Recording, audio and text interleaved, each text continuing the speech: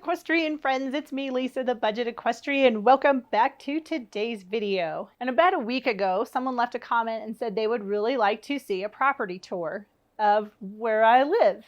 And I thought, you know what? I haven't done one of these in a really long time. So today I'm going to take you on a tour and show you where I live. And let's go on a tour.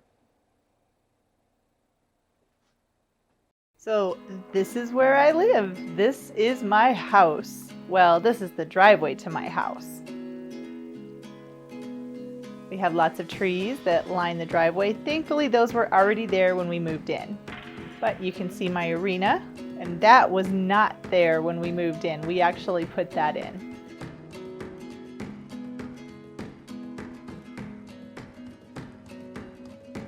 So this is the back of our house, and I wanted to show you this because this shows you the relationship between our backyard and how close the horses are, which is awesome in my opinion.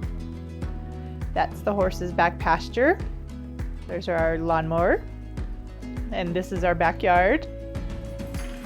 If you look really quick, you can see my husband. Oh, there he is. And this is a pond that he built. He did that himself. It's really awesome. Super proud of him, and it looks beautiful. And this is my little red barn, which is now a gray barn. And this is basically my tack room and my hay area. So I have all of my tack on one wall. And this is something new that I've added. I put some memory foam underneath my saddles so that my saddles don't get the impressions from the saddle racks.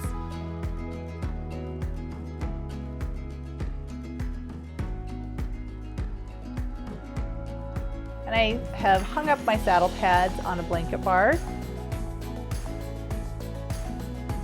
And I have my girths hanging up, and I'm using an over-the-door hanger that I got at the dollar store. These things are awesome. A bunch of different spray bottles. The horses' fly masks, again, using the over-the-door hangers. And those over-the-door hangers work incredibly well for hanging up all of my ear bonnets.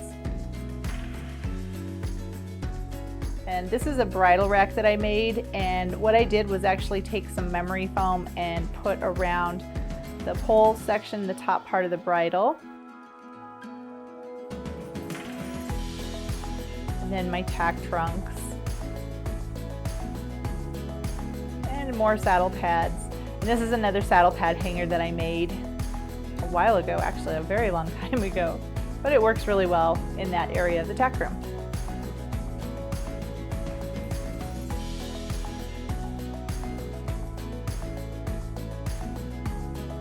And my barn, my rules.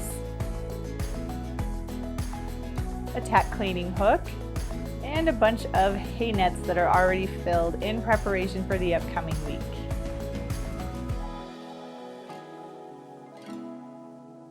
Queen of Hearts card that I painted, and a whole bunch of ribbons. I do have a little bit of storage down here, and this is the area where I keep the hay, as you can see. And there's a lot of room for hay, so if I wanted to, I could stack it probably 4 tall. And the fence charger, and then just a little table with some horse treats and stuff on it. And there actually is a loft in our barn, and this is where we keep all of our Christmas decorations and miscellaneous stuff that we're storing.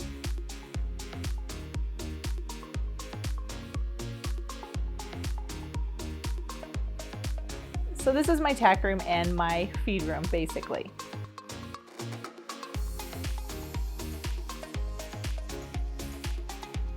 This is a paddock that one of the horses gets turned out in during the day. And there's my horse trailer, and yes, this is the Rust-Oleum painted horse trailer. As you can see, it looks pretty darn good still.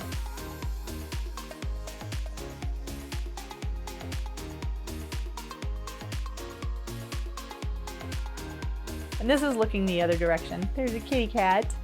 Not our cat, probably just a feral kitty cat.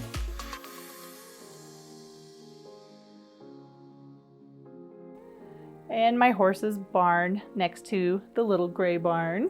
But they're both gray now. This is Frisbee's pen and stall. They share the water tank between the two of them. Makes it nice in the winter, then I only need one tank heater.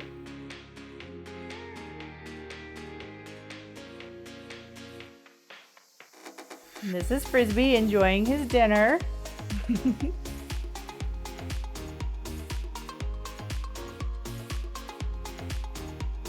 And we built this little half wall in between. That way we split the barn into two stalls, because when we got it, it was basically all open.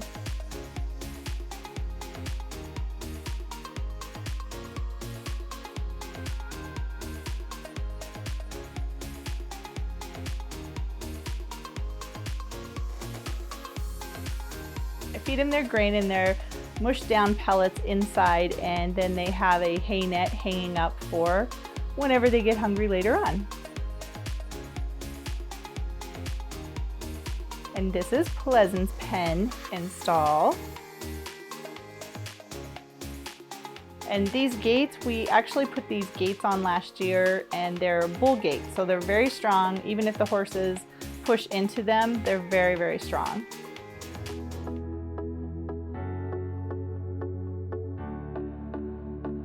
This is Pleasant enjoying his dinner. As you can see, it's all over his face. So for Pleasant, I put some of his dinner inside his stall, and then I put the rest of it outside for him. So he eats one and then he comes out and he eats the other one.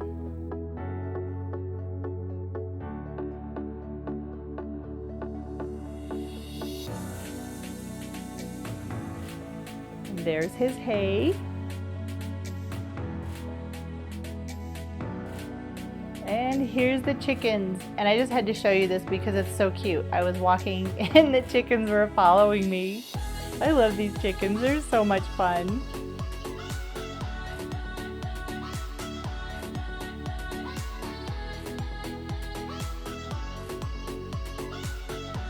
And this is a different view of my arena, and if you watched my video of building a jump course, that's where this film footage came from. But I just wanted to show you this view of the arena. There's my house. You can't really see it, it's hidden in the trees. But it's a fairly substantial size for an arena, I think.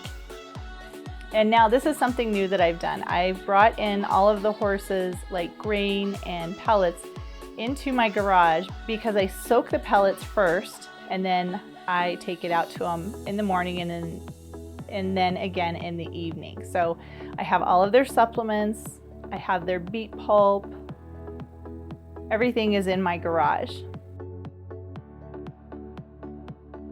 This is their grain, it's Triple Crown Complete.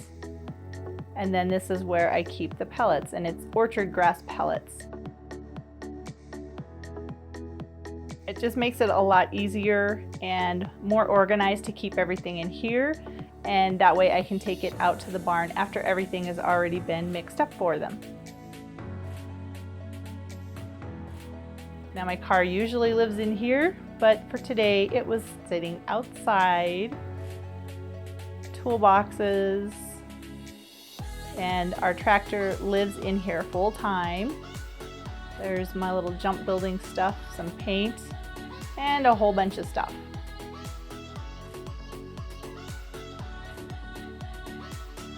And then this is our back pasture that the horses do get to go out in, but not all of the time. I actually reseeded it last year with alfalfa and grass. It's actually doing really well, but I want to make sure it continues to do well. So the horses only get turned out maybe about once every other day for about an hour a piece and separately. And I wanted to show you guys this too. This is a hitching post that I made. So this is my grooming area, which I'm sure you've seen in other videos. I actually have a video showing you how you can make that hitching post. That's my house. That's where I live. That's where my horses live. It's not a lot of property, but it is enough for me and my horses. If there is one thing that I could add to my property where I live now that would make it perfect, in my opinion, it would be to have an indoor riding arena. That would be awesome. but I know that's also not realistic, probably not anything that's going to happen. So I'll make do with what I have. But a lot of the improvements that we've made to our home, to the horse facilities, it's been a learning process, and this is what we've done on our own. When we moved in, there was a really bad lean-to that was kind of falling apart, didn't have an arena, didn't have a back pasture, and it's just really come a long way. So I'm really happy with what we've been able to do on the property that we have. And I think it shows that with a little bit of ingenuity, a little bit of a DIY mindset, there is a lot that you can do even if you don't already have it. And you don't necessarily need to have a huge piece of property. I think it's just making the most of the property that you have and really tweaking it so that it's going to work to fit your needs. So I hope you enjoyed watching a tour of where I live and where my horses live. And if you've made it this far to the end of the video, I'm really excited to share with you that I'm going to have an extra video coming out on Friday evening. It's going to be pretty exciting because this is a collab video that I've done with somebody, and I don't want to tell you yet who it is, but it's a really neat YouTube channel, and I'm willing to bet a lot of you probably are subscribed to that channel as well. So be sure to come back on Friday so you can see a premiere collab video that I did with, can't tell you. You'll have to come back Friday and see who the collab is with. Make sure you subscribe so you can be alerted when the video comes out on Friday. Very excited to share this with you.